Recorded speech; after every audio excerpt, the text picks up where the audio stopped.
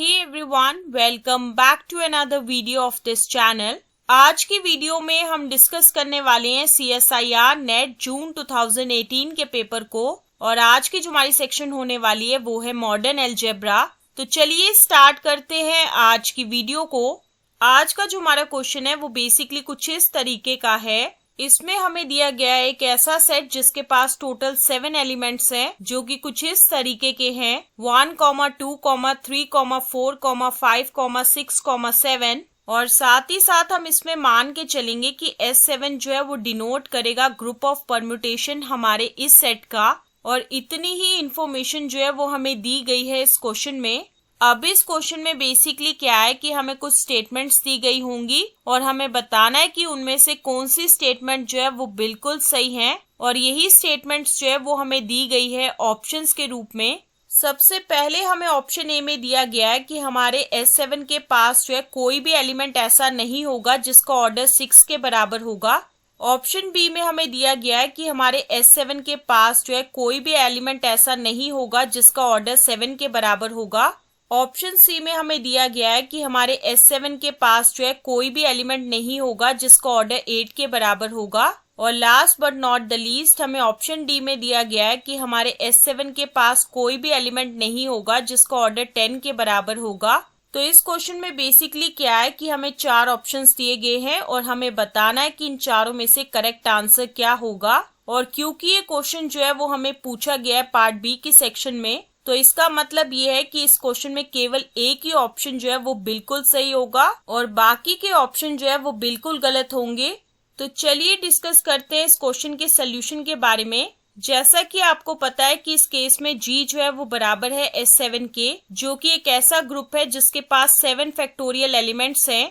इसमें अगर आपको पता लगाना है कि हमारे S7 के पास जो है किस ऑर्डर के एलिमेंट्स नहीं होंगे तो उसके लिए आपको पता होना चाहिए कि हमारे S7 के पास जो है बेसिकली किस ऑर्डर के एलिमेंट्स हैं और जो कि हमें तब पता चलेगा जब हम कंसीडर करेंगे पार्टीशन हमारे नंबर 7 की।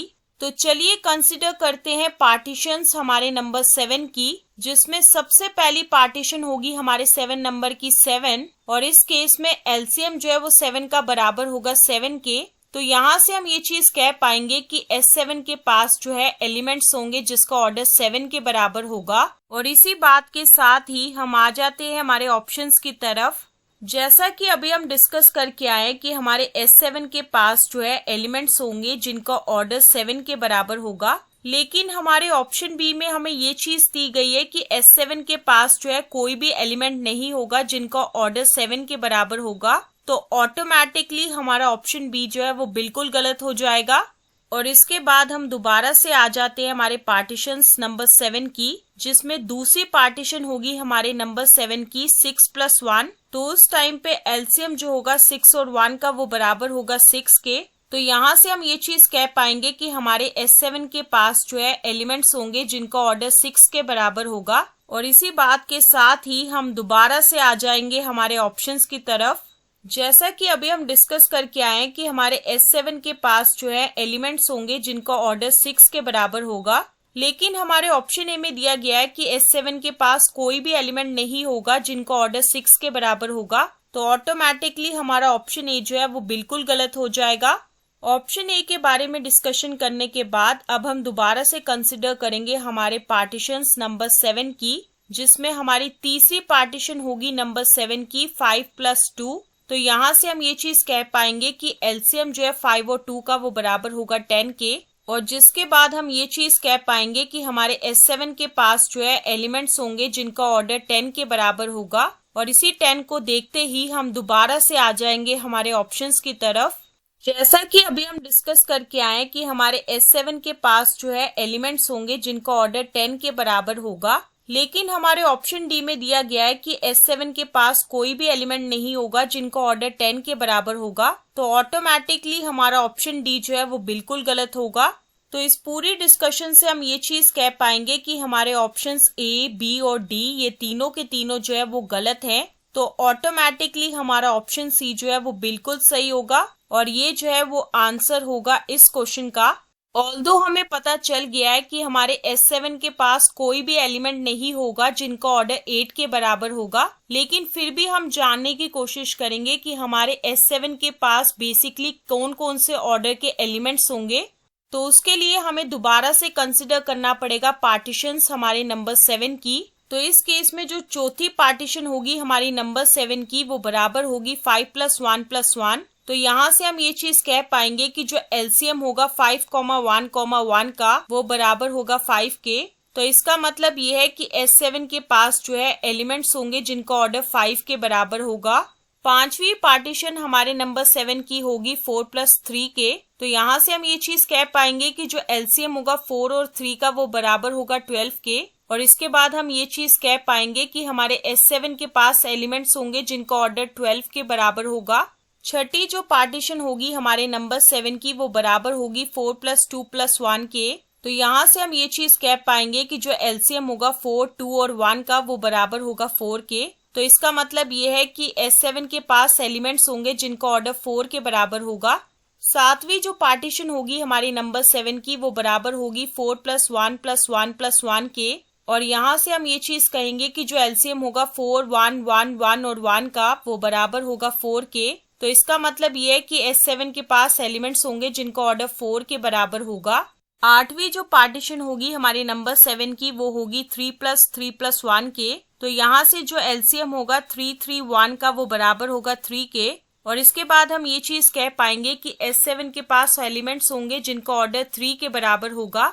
नौवीं जो पार्टीशन होगी हमारे नंबर 7 की वो बराबर होगी 3 + 2 + 2 के। तो यहाँ से हम ये चीज कह पाएंगे कि जो एलसीएम होगा 3, 2, 2, 2 का वो बराबर होगा 6 के। तो इसका मतलब ये है कि S7 के पास एलिमेंट्स होंगे जिनका ऑर्डर 6 के बराबर होगा।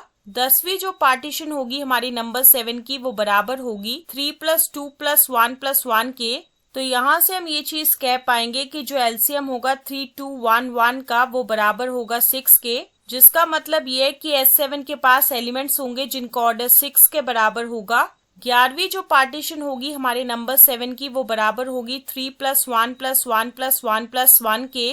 तो यहाँ से हम ये चीज कह पाएंगे कि जो एलसीएम होगा 3, 1, 1, 1, 1 का वो बराबर होगा 3 के, जिसका मतलब ये है कि S7 के पास एलिमेंट्स होंगे जिनका ऑर्डर 3 के बराबर होगा। 12वीं जो पार्टीशन होगी हमारे नंबर 7 की वो बराबर होगी 2 + 2 + 2 + 1 के। तो यहाँ से हम ये चीज कह पाएंगे कि एलसीएम जो होगा 2, 2, 2, 2, 1 का वो बराबर होगा 2 के।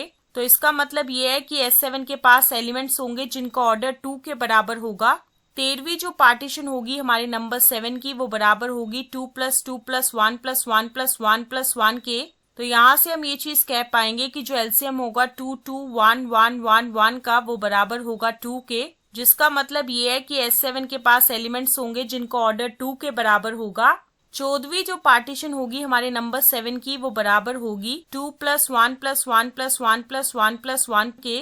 तो इसका मतलब ये है कि जो एलसीएम होगा 2, 1, 1, 1, 1, 1, 1 का वो बराबर होगा 2 के, जहां से हम ये चीज कह पाएंगे कि S7 के पास एलिमेंट्स है जिनका ऑर्डर 2 के बराबर है। और last but not the least जो 15वीं पार्टीशन है हमारे नंबर 7 की वो बराबर है 1 + 1 + 1 + 1 + so on up to +1, और वो भी ये सारे के सारे 7 टाइम्स हैं, जो कि फर्दर बराबर होगा एलसीएम ऑफ 1, 1, 1, 1 जो कि 7 टाइम्स है इज इक्वल टू 1 के बराबर होगा। तो यहाँ से हम ये चीज कह पाएंगे कि S7 के पास जो है एलिमेंट्स है जिनका ऑर्डर 1 के बराबर है।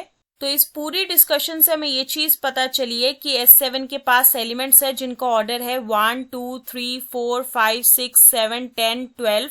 और यहाँ से आपको ये चीज तो पता चल गई होगी कि हमारे S7 के पास जो है कोई भी ऐसा एलिमेंट नहीं है जिसका ऑर्डर 8 के बराबर होगा, जिसका मतलब यही है कि हमारा ऑप्शन सी जो है वो बिल्कुल सही है और ये जो है वो आंसर होगा इस क्वेश्चन का। और इस क्वेश्चन के सोल्यूशन के साथ ही हम एंड करते हैं आज की वीडियो को और मिलेंगे नेक्स्ट वीडियो में नए क्वेश्चन के साथ। So stay tuned for the next video.